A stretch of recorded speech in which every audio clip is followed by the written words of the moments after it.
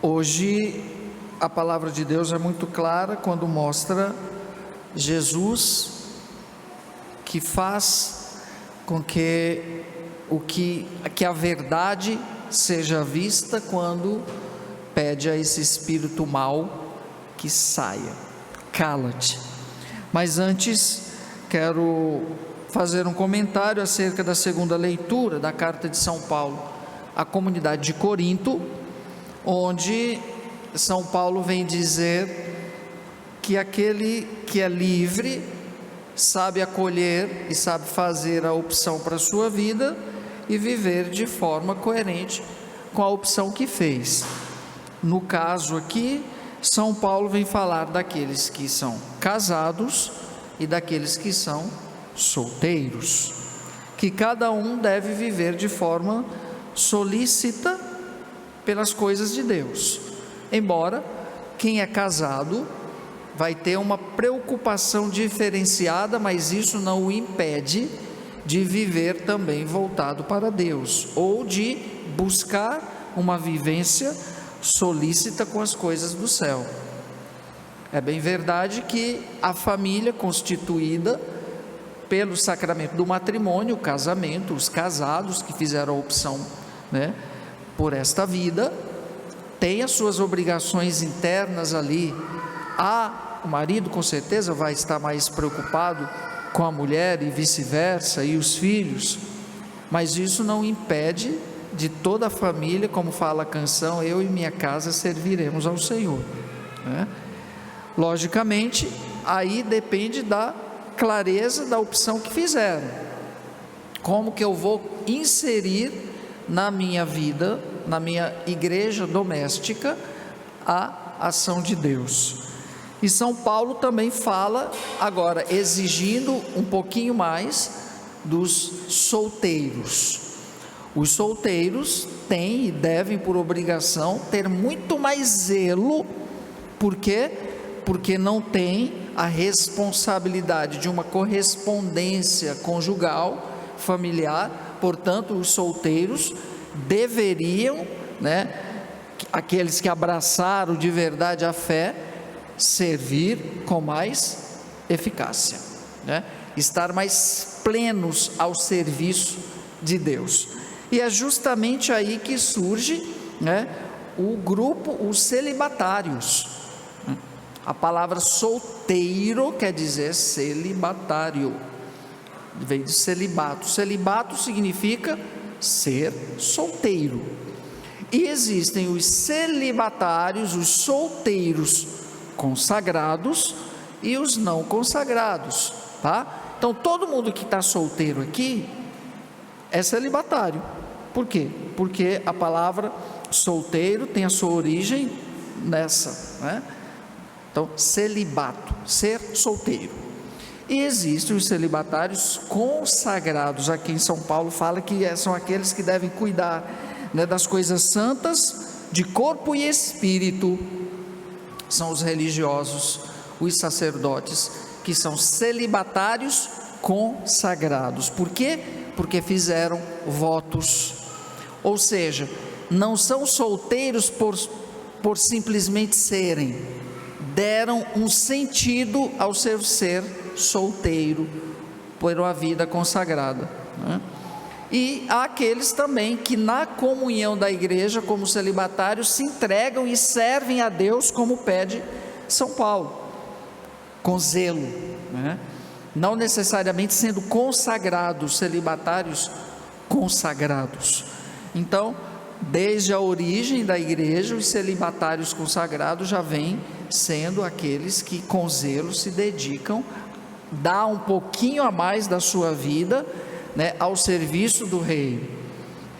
Daí os sacerdotes e os religiosos, professos pelos votos de pobreza, castidade e obediência para os religiosos, e os sacerdotes seculares fazem as promessas de celibato na castidade.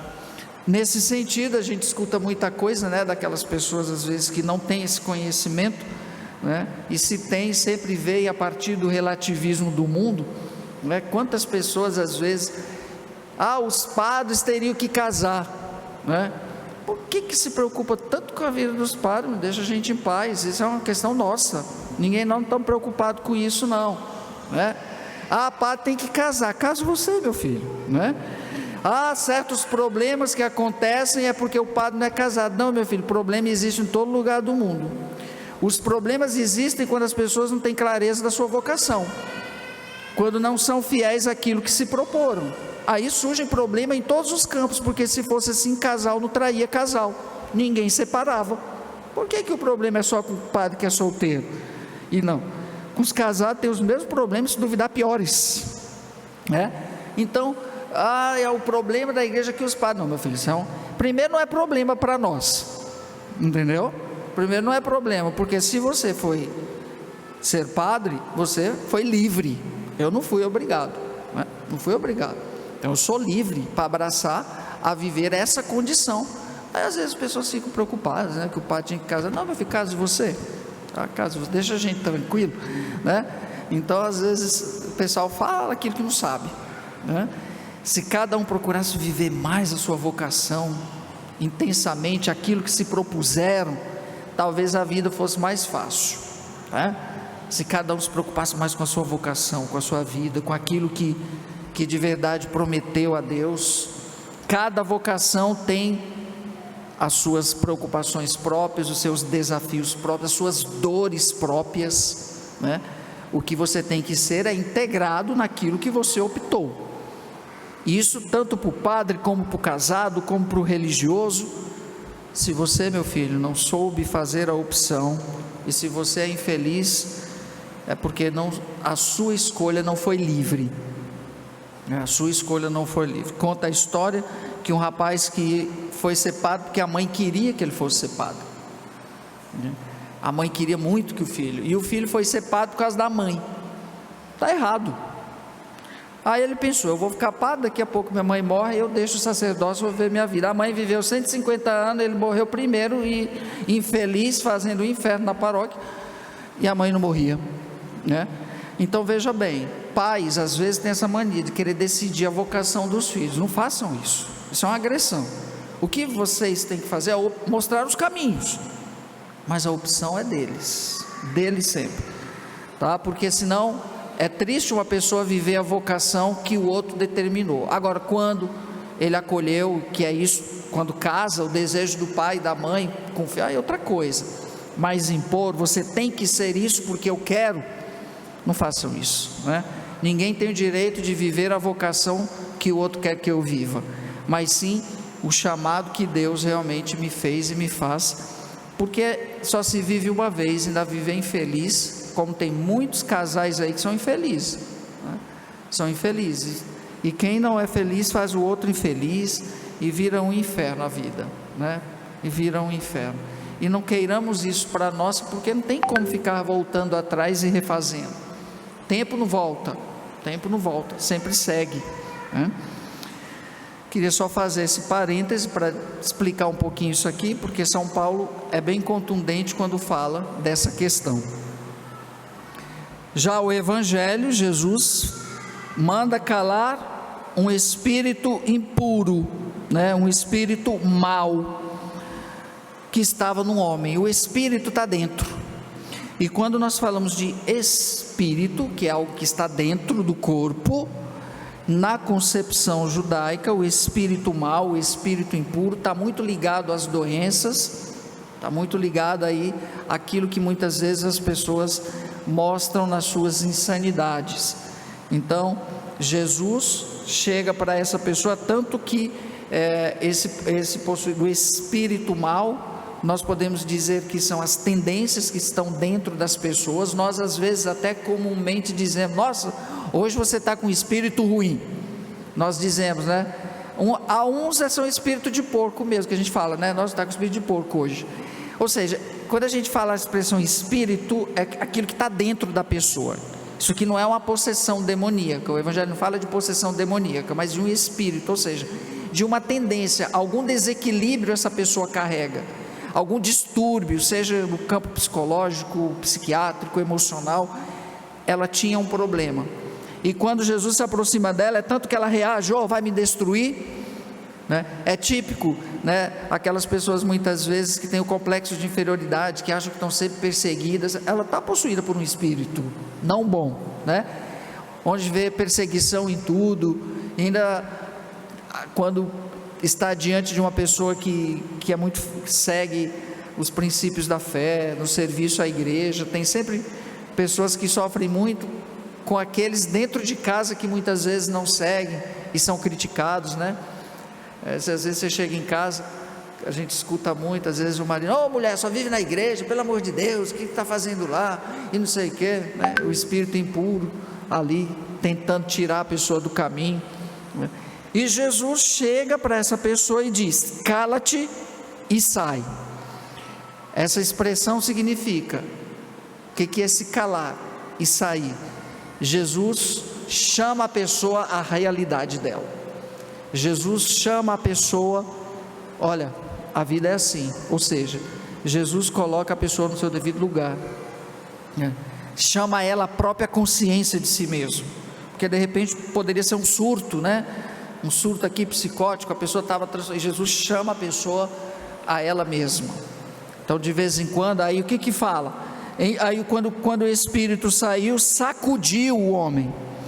Às vezes na vida nós precisamos levar umas sacudidas, e às vezes acontecem sacudidas assim para sair os espíritos maus de nós, viu?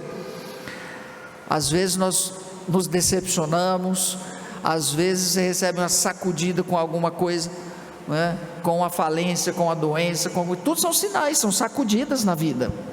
Sacudidas, opa, significa que até aqui você não fez, estava caminhando, vamos refazer o caminho. O sacudir significa: retoma, vem para a realidade, olha o teu caminho, refaz.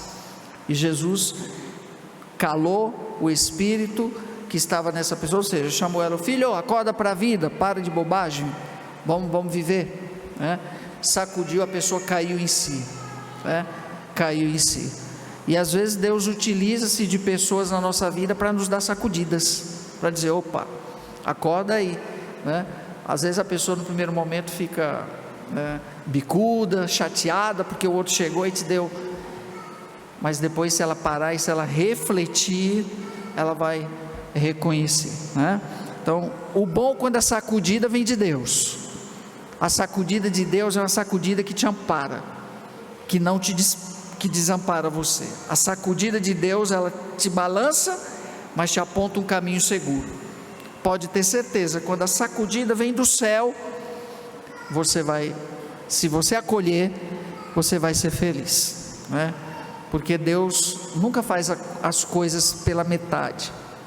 Deus, quando faz completo. E às vezes passa pelo crivo da dor, né? Até porque a dor é necessária, e depois da dor vem o alívio. O alívio da dor é a coisa mais gostosa que existe, né? E Deus age assim, às vezes dói. É o pai que me bateu, né? No sentido de fez doer dentro, porque a pior dor que existe muitas vezes é das mudanças de dentro para fora. Não é nem uma surra física, passa rapidinho, mas as dores da alma é mais profunda, né? Porque ela fica na consciência. A dor física passa rápido, a dor na alma não, ela mexe com a consciência. E foi o que Jesus fez aqui com esse rapaz, deu uma sacudida nele: cala-te e sai dele. E ele voltou à sua consciência, e os outros ficaram admirados: meu Deus, até isso ele consegue. Lógico, Jesus era o psiquiatra por excelência, né? Psicólogo aqui por excelência, o mestre que sabia ir na dor de cada um. Jesus ia na dor de cada um e transformava aquela dor em amor. Sendo assim, hoje iniciamos o nosso ano pastoral de 2024, férias acabaram, né? Embora no Brasil tenha um negócio que vem aí daqui uns dias, que diz que tudo só começa depois disso, mas para a nossa vida pastoral nós já começamos o trabalho hoje na igreja, no sentido, voltamos todas as atividades pastorais. Então, nesse sentido, peçamos a Deus que nos proteja sempre, e Ele protege, e nos libertemos dos espíritos maus que muitas vezes tentam entrar no nosso coração, seja por ideologias, né? Seja por pensamentos, filosofias, seja lá o que for. Procuremos tomar essa consciência mais plena pela verdade que é Deus. Creio em Deus Pai Todo-Poderoso,